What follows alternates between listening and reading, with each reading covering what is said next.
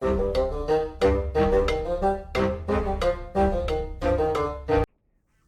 and welcome to the Critically Clueless. Today we are reviewing Halo Infinite Campaign.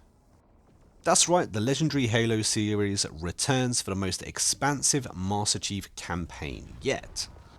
This Halo has been developed by 343 Industries and published by Xbox Game Studios. It's currently on the Xbox and the PC and will set you back at a whopping $54.99 UK, but it is on Game Pass.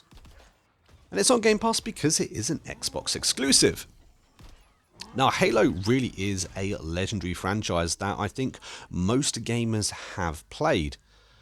It's always been the flagship game when it comes to Xbox. And like many other Xbox players, I have played pretty much every single Halo that's ever been released. And although I'm not the biggest Halo fan, I was really looking forward to this to actually drop, be able to jump into it and actually play the campaign mode. Because while the multiplayer may be ultimately slightly disappointing, I'm hoping for a lot more when it comes to the campaign. Now, in Halo Infinite, you take control of Master Chief and actually get to explore an open world map. This is the first time in any Halo game we've ever really had anything that even closely resembles an open world map. And honestly, it's been a lot of fun kind of just approaching the game at my own speed, picking what I want to do, when I want to do it, and how I want to do it. Honestly, when I very first heard that Halo Infinite was going to be open world, I wasn't quite sure how exactly it was going to manage that, but I'm pleasantly surprised by just how well the game does gel together. Now, of course, you have got your main mission, which you can go and just plow through in about 8 to 12 hours, depending on the other stuff that you choose to do.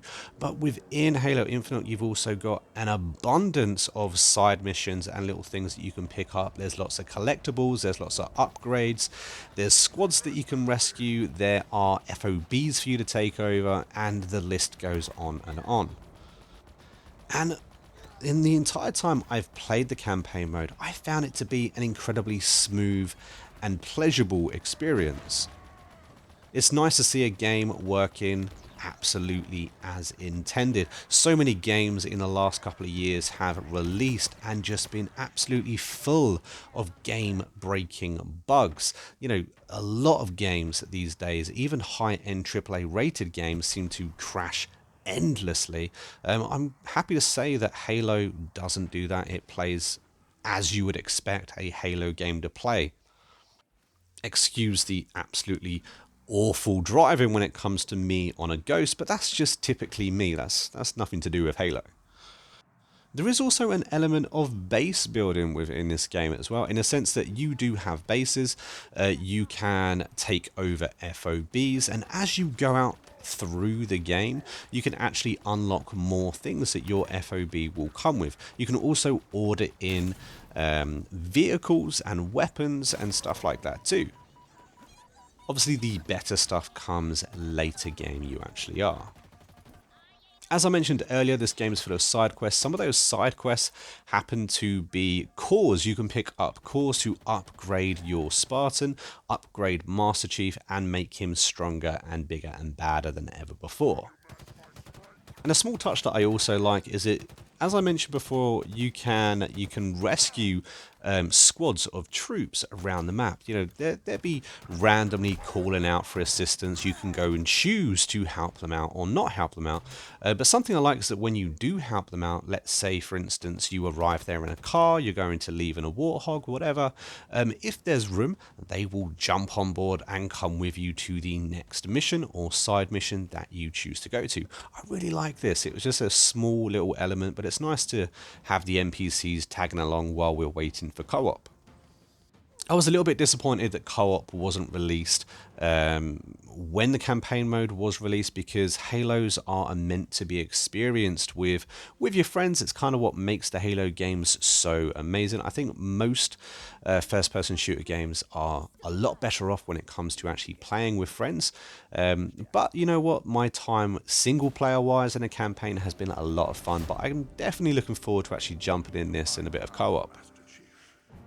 There's also a lot more bosses or kind of boss bad guys for you to defeat than I thought there would be within Halo. But I found it quite enjoyable. Most of the bosses are very unique. They have their own skills and abilities, and they're quite fun to actually take out however you choose to take them out, depending on whichever weapon you've decided to bring with you to the boss fight. And I think that's the thing that I've enjoyed the most about Halo Infinite. It's just the fact that it allows you to play it however you want, because it's presenting it as an open world. Sometimes there will be, a mission or a side quest that the game kind of, would want you to do it in a certain way, but you're able to do it any way you want. If you want to sit up on a ridge and snipe, you can definitely do that. If you want to run in there on a warthog and just come out guns blazing, of course you can do that too. And to be absolutely honest with you, the only fault I can ever really give with this game is the fact that I felt that it was just a little bit too short. I really enjoyed the campaign mode and what it had to actually offer. And if you sit down and if you do all of the side quests, if you do all of the collectibles, and there's a lot of collectibles and a lot of little things you can do, then obviously the campaign mode becomes a lot longer than the 12 hours that are kind of the benchmark there for you. But I do feel that the campaign needed to be a little bit longer, but maybe that's just because we have been spoiled when it comes to single player open world games. We're used to having 30, 40, 50-hour campaigns. But when you actually look at the Halo franchise, Halo Infinite is possibly the longest campaign game we have ever had at 12 hours. So that being said, I can't really downgrade this game because of that, so I'm going to give this game a 9 out of 10. I'm not a hardcore fan when it comes to Halo, but I have thoroughly enjoyed my time within this game. The grappling shot is so much fun to kind of like swing around the map with. There's so much that you can actually interact with using that grappling shot. It really does make almost every fight kind of unique depending on where your imagination takes you with it. And surprisingly just added so much more to the gameplay than I thought it would. And although some people have been a bit disappointed with the graphics presented in Halo Infinite, personally I quite like the graphics. I like the way it looks and I think it works really well. And with that, I also think the sound effects and the voice acting throughout the game is exceptional as well. When you get hold of a big meaty gun, it feels and sounds like a big meaty gun. So I think Halo Infinite has well and deserved its 9 out of 10. Is it going to be this year's Game of the Year? Well, who knows? But drop it down in the comments for you. Is Halo Infinite the Game of the Year? What's your experience been with the game so far, and would you recommend it to both returning fans of the franchise and new players alike? Personally, I would. But if you've enjoyed this review and want to see more reviews just like it, don't forget to hit that like button and of course subscribe to the channel.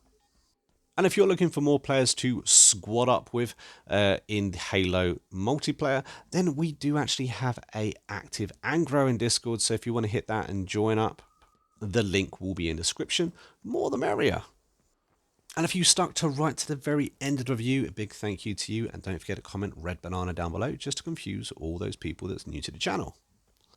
But until next time, I've been the Monk and we've been Critically Clueless, and I'll see you in the next video.